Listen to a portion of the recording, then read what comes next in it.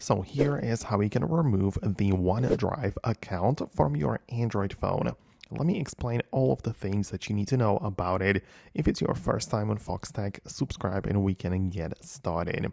So when you open up your OneDrive application, you can see it right there.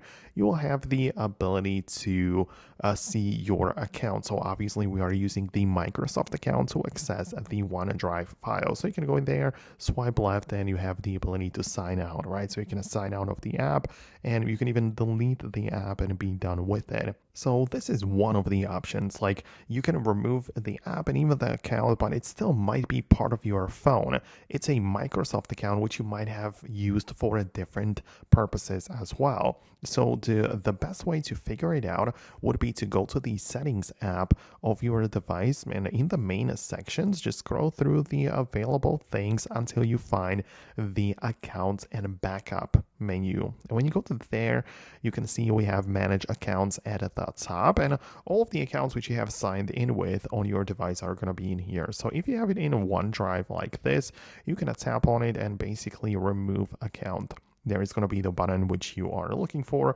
literally remove it from the device, and it's going to be gone for good. So that would mean that the OneDrive, it's not going to work anymore.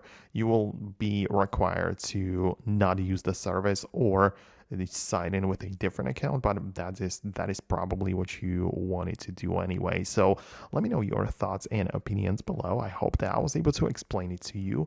Thanks a lot for watching, and I'll see you later in the future uploads.